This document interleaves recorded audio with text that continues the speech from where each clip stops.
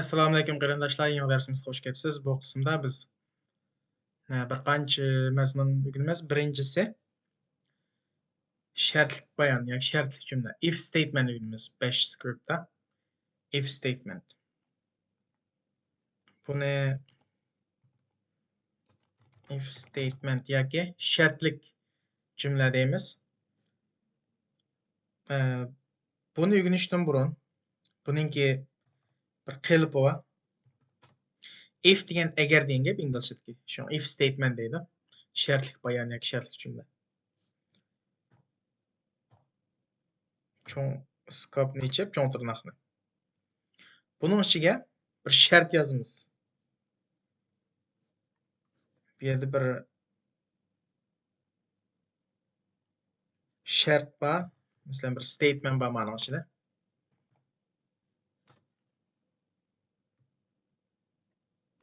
Ondan shu then deydi, then keladi. Ondan degan gap. Ash shart qanoatga ega bo'lsa,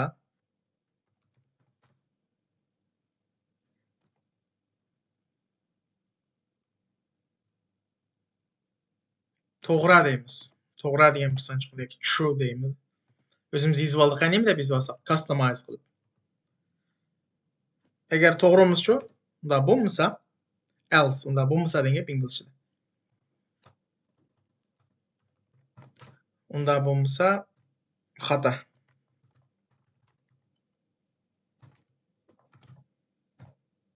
Ana keyin buni oxirlashtirganda fi bilan qanday boshlasak shuni tartibda oxirlashtiramiz. Bu bir shakli. Mana bir qilib o'zgarmaydi. Buni shartlik jumla deydi. Endi masalan bu shart bir shartni berish uchun to'g'ri yoki xato degandek. Biz logikalik amallar to'xtalamiz.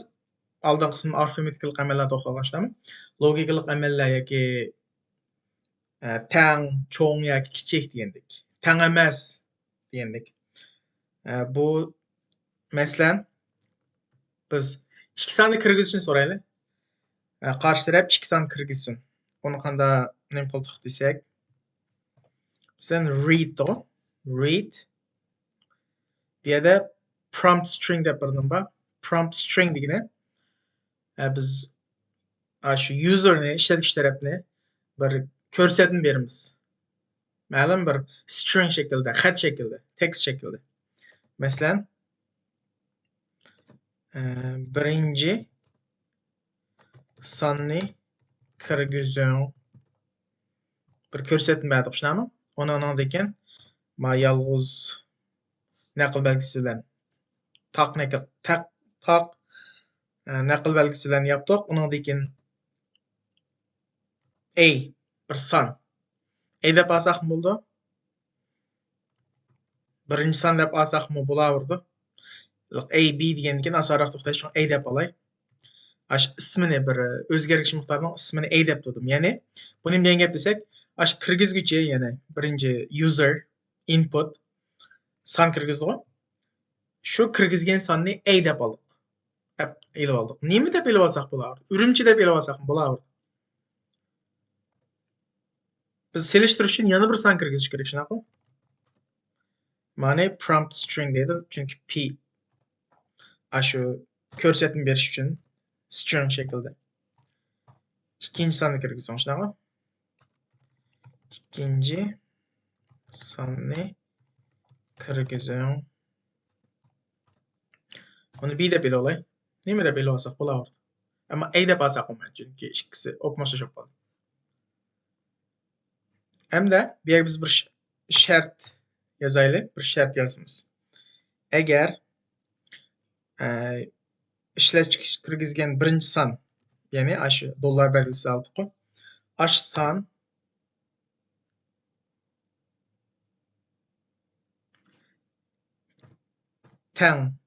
tanglik belgisi mana shunami? Mush son tang bo'lsa qanqa b. Va bo'shliqqa diqqat qilinglar, cho'qim tang bo'shliq bo'lishi kerak. Bu son to'g'ri, bo'lmasa Xata. Mesela bunu saxlayımız.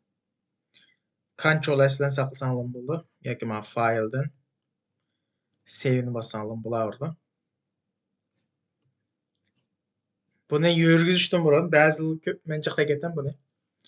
Hozir qaysi directoryda biz? Desktopdami yoki nada? Buni ba'zi kod ishlamaydi. Mang'usang ishlamaydi, nima ishlamaydi? Buni tekshirish uchun qanday? ls ni bosamiz.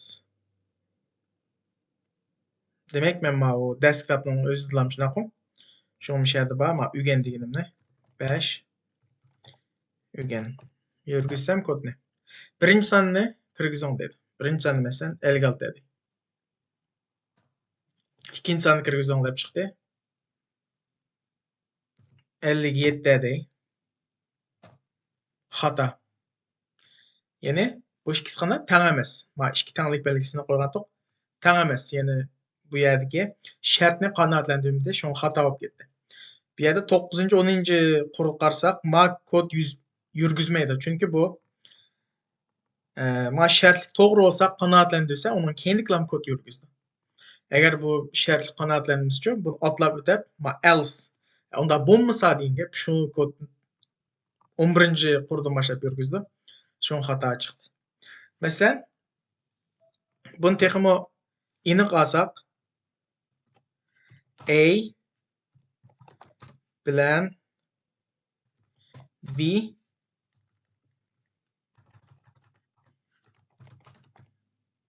teng, shunaqa ma teng. Qanoatlantirsa. Agar qanoatlantirmasa mushu dollar belgisi orqali mush kirgizmoqchi bo'lgan sonni ilovatimiz. A bilan ash qimmati olmish bilan kelaverdi. Chapan A chapan shu, qimmat ash nima deb kirgizgan bo'lsa, shu bo'ldi. B teng emas. Buni saqlaymiz. Ctrl S yoki fayldan saqlasam bo'ldi. Qayta yurgizsak 5 birinchi sonni kirgizsam 6 ni kirgizay, ikkinchi sonni 6 ni kirgizsam qanday? A bilan B teng. Bu A bilan B teng demasligi kerak. Buni teng qilish uchun qo'shni aql belgisi olaylik. Taqni aql belgisi olmay. Yana bir saqlaymiz. Qayta.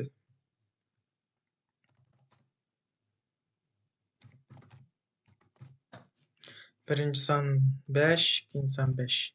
5 bilan 5 teng deb oldi. Hem teng olmagan kirgizsak shu. 7, 6. 7 bilan 6 teng emas. Shunaqa? Bu oddiy bir programma. 5 dan yozgan. Bu teng deganda qanday? Biz birinchisini yozay.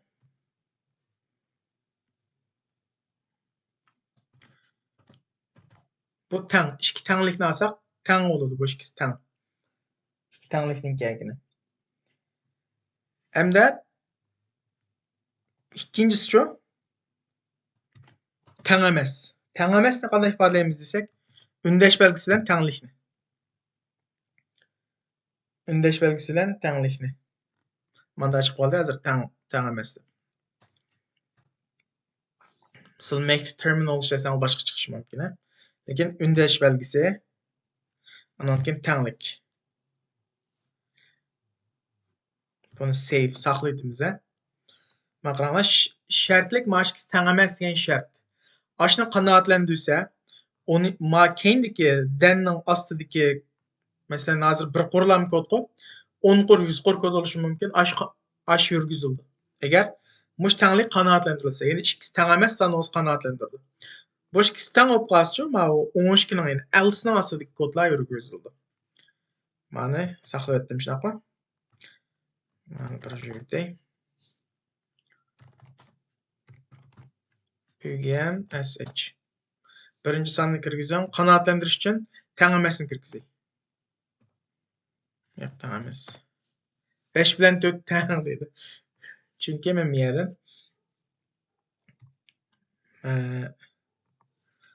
Ma bevosita customize qilayotgandim. Bu ne bo'ldi? To'g'ri xatolamalarga true false deb. True degan to'g'ri, oddiylashtirib qo'ydim. False qaymoq ketadigan. Ketmanglar. Ketadigan debmi? Endi bu nima deganda, ma shartli qanoatlandi degan gap. Bu shartlikninki ma biz deyotgan qonun tuzumidagi to'g'ri xato olishni uning munosabati yo'q. Faqat bu shart qanoatlansa demakchi.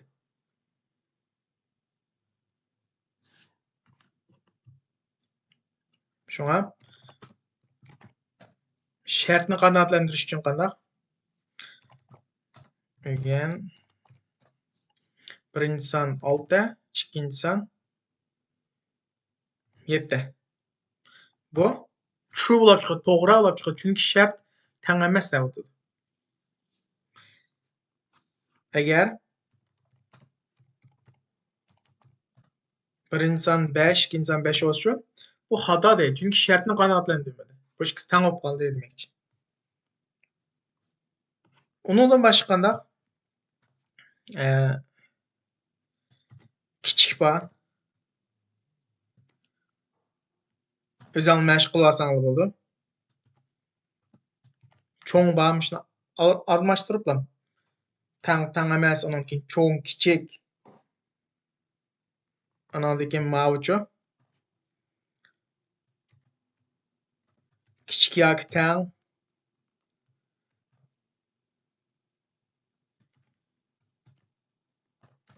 Cho'ng yoki tang.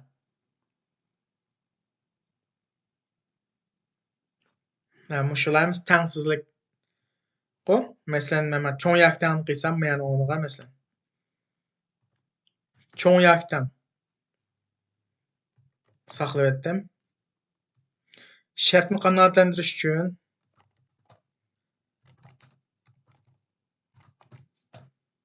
birinchi son 6. A B'dan cho'ng bo'lish uchun qanday? B'ga 4 ni kirgizsam, bir xatolik chiqdi. 10-qurda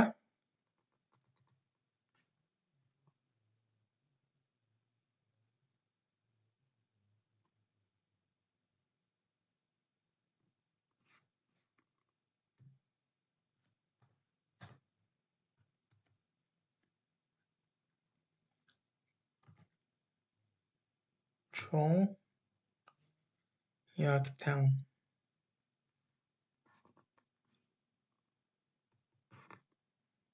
Bundan mesaj chiqmasligi kerak. Unary operator expected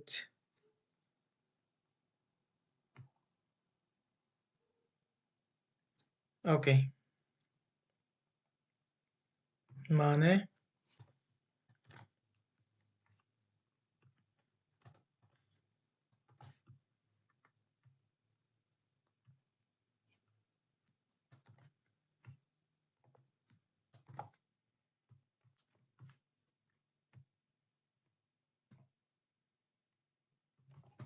besh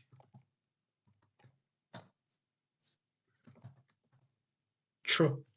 Chunki men tangsizlik kelganda shkilesini qanday tirnoq qila olamiz, yalang tirnoq bilan. Har shkilesini tanglik tangsizlik deydi. Shuni unary operator deydi. Masalan, birinchi son 5, ikkinchi son 4. Ma 5 4dan cho'ng yoki tang, bu to'g'ri. Shartni qanoatlantirdi, shuni true bo'ldi deydi. Agar manichu kichik yoki tang qilgan bo'lsaqchi saqlaydi. 5 degan birinchi son yana o'xshash 5 4.